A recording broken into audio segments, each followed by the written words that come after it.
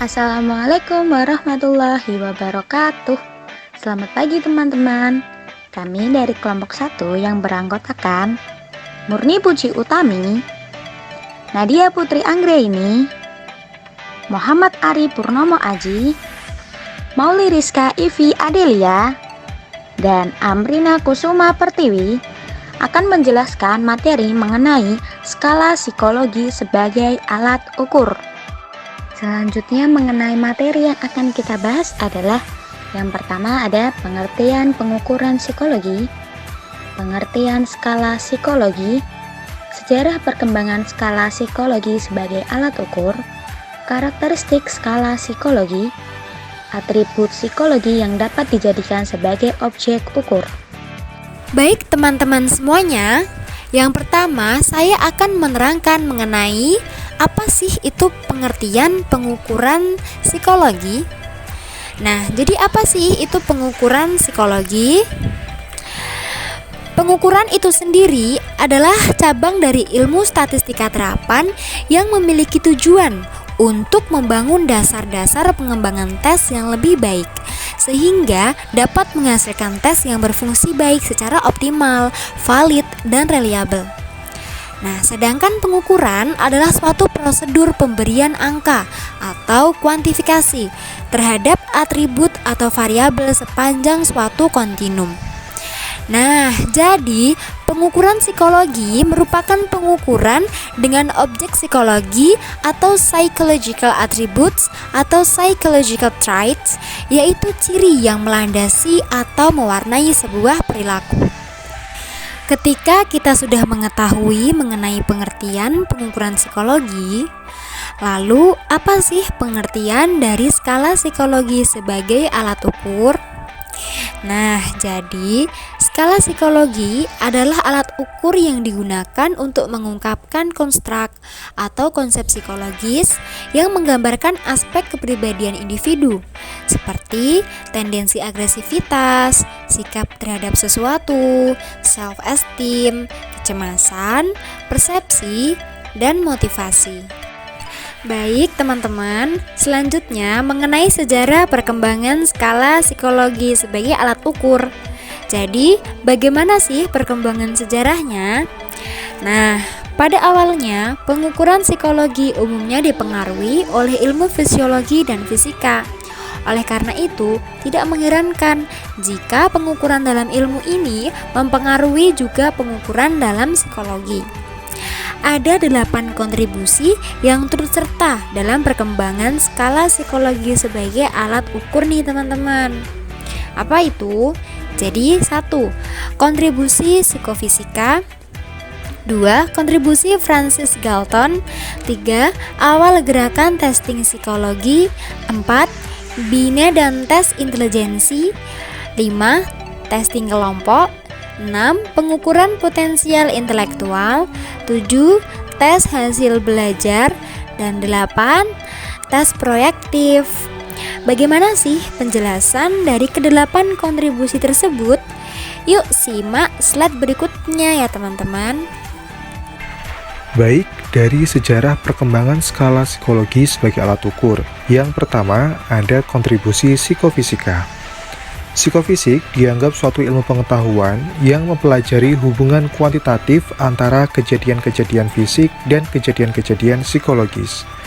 Dalam arti luas, yang dipelajari adalah hubungan antara stimulus dan respon. Dalam psikofisik modern, kontribusi Thurston mengenai Law of Comparative Judgment merupakan model yang sangat berharga bagi pengembangan skala-skala psikologi. Lalu yang kedua ada kontribusi Francis Galton. Sir Francis Galton adalah seorang ahli biologi yang berminat pada faktor hereditas manusia. Dia meneliti dan ingin mengetahui secara luas kesamaan orang-orang dalam satu keluarga dan perbedaan orang-orang yang tidak satu keluarga. Kontribusi Galton yang lain adalah upaya mengembangkan metode-metode statistik guna menganalisis data mengenai perbedaan-perbedaan individual. Nah, upaya ini dilanjutkan oleh murid-muridnya, di antara mereka itu kemudian menjadi sangat terkenal, yaitu Carl Pearson. Yang ketiga yaitu awal gerakan testing psikologi. Orang yang dianggap mempunyai kontribusi penting dalam gerakan testing psikologi ini adalah seorang ahli psikologi Amerika yaitu James McConnell. James McConnell sempat kontak dengan Galton sehingga minatnya terhadap perbedaan individual semakin kuat. Dia sependapat dengan Galton bahwa ukuran fungsi intelektual dapat dicapai melalui tes diskriminasi sensoris dan waktu reaksi. Tes yang dikembangkan di Eropa pada akhir abad ke-19 cenderung meliputi fungsi yang lebih kompleks. Salah satu contohnya adalah tes Kraepelin.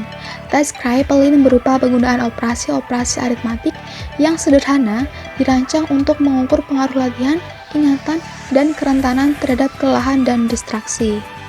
Yang keempat yaitu Binet dan tes intelijensi.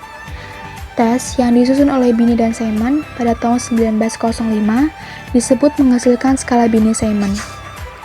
Skala ini terkenal dengan nama skala 1905. Pada skala versi kedua, yaitu pada tahun 1908, jumlah soal ditambah. Soal-soal itu dikelompokkan menurut jenjang umur berdasarkan atas kinerja 300 orang anak normal berusia 3-13 tahun. Revisi skala ketiga, skala Binet-Simon, diterbitkan pada tahun 1911.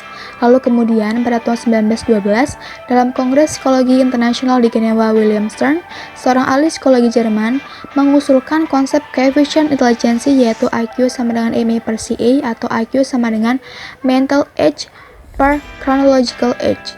Konsep ini yang dipakai dalam skala Binet yang direvisi di Universitas Stanford atau Stanford University yang terkenal dengan nama skala Stanford-Binet yang diterbitkan pada tahun 1916. Lalu revisinya yaitu pada tahun 1937 dan revisi akhir pada tahun 1960. Skala Stanford-Binet inilah yang selanjutnya diadaptasikan ke dalam berbagai bahasa dan digunakan secara luas di mana-mana. Untuk selanjutnya, testing kelompok. Seperti yang sudah dijelaskan sebelumnya, bahwa tes Binet adalah merupakan tes individual, artinya tes yang harus diberikan per orang. Nah, karena kebutuhannya makin mendesak, maka dikembangkanlah tes kelompok ini. Nah, hal ini itu dilatar belakangi pada saat Perang Dunia I, di mana kebutuhan akan tes kelompok ini sangat dibutuhkan untuk tes calon tentara. Maka, Komite Psikologi yang diketuai oleh Robert M. Youngkes menyusun instrumen yang dapat mengklasifikasi individu tetapi diberikan secara kelompok. Dalam konteks semacam ini, tes intelijensi kelompok merupakan tes yang pertama kali dikembangkan. Kemudian dalam tugas ini para ahli psikologi militer menghimpun semua tes yang ada. Lalu, tes yang dikembangkan oleh ahli psikologi dalam militer itu kemudian terkenal dengan nama Army Alpha dan Army Beta. Kemudian pengukuran potensial intelektual.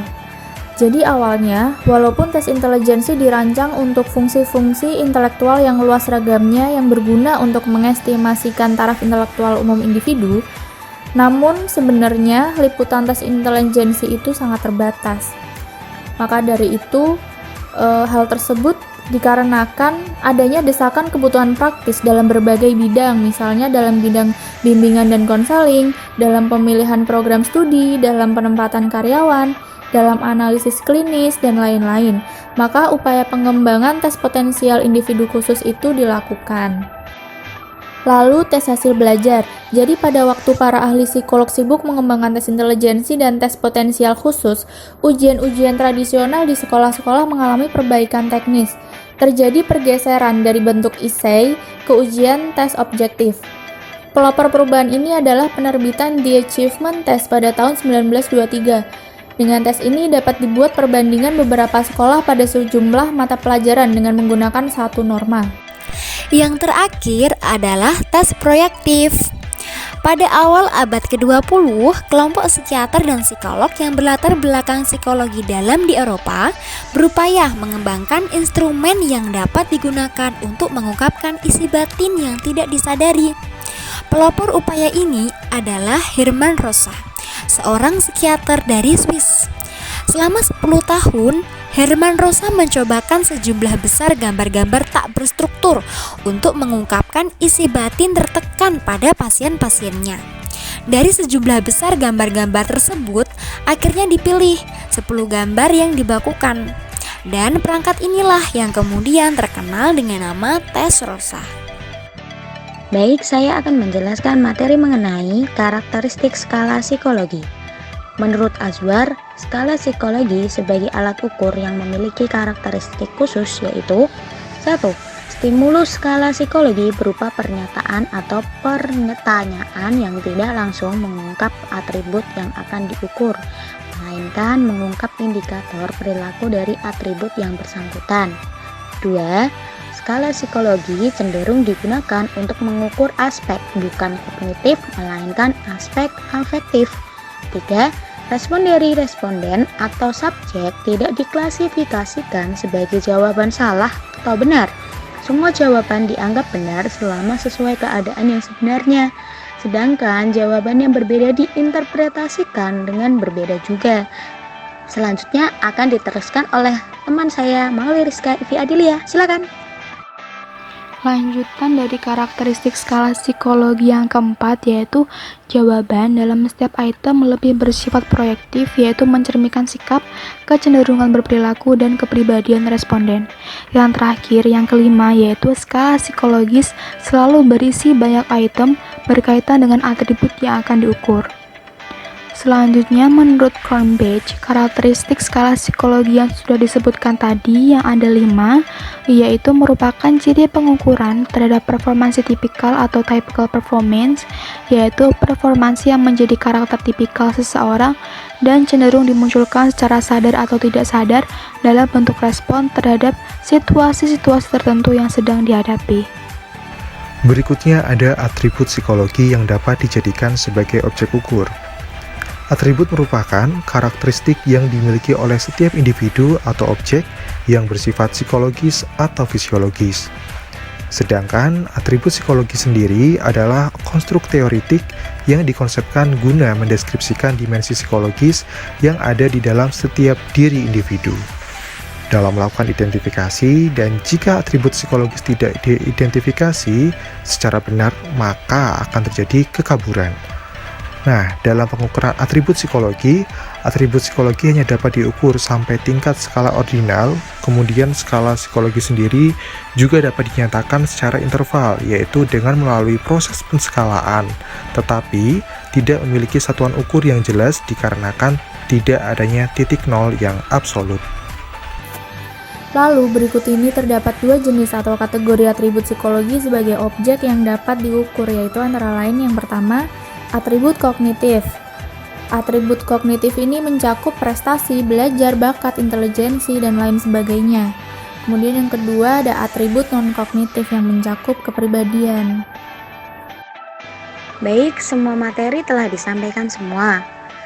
Selanjutnya saya akan membacakan kesimpulan dari materi skala psikologi sebagai alat ukur itu sendiri ya. Nah, kesimpulannya adalah pengukuran yaitu sebagai suatu proses sistematik dalam menilai dan membedakan sesuatu objek yang diukur. Skala psikologi adalah alat ukur yang digunakan untuk mengungkapkan konstruk atau konsep psikologis yang menggambarkan aspek kepribadian individu seperti tendensi agresivitas, sikap terhadap sesuatu, self-esteem, kecemasan, persepsi, dan motivasi. Pada awalnya, pengukuran psikologi umumnya dipengaruhi oleh ilmu fisiologi dan fisika. Oleh karena itu, tidak mengherankan jika pengukuran dalam ilmu ini mempengaruhi juga pengukuran dalam psikologi. Skala psikologi cenderung digunakan untuk mengukur aspek bukan kognitif, melainkan aspek afektif. Baik teman-teman, materi sudah disampaikan semua. Apabila ada pertanyaan silakan di kolom komentar atau dalam Google Classroom. Mohon maaf apabila ada kesalahan kata maupun dalam pengucapan. Kami kelompok 1 pamit undur diri. Jangan lupa like dan subscribe akun official psikologi C18. Terima kasih sudah mendengarkan. Sampai jumpa dengan video lainnya. Wallahumma fiqh ila wa mitaurik. Wassalamualaikum warahmatullahi wabarakatuh. See you.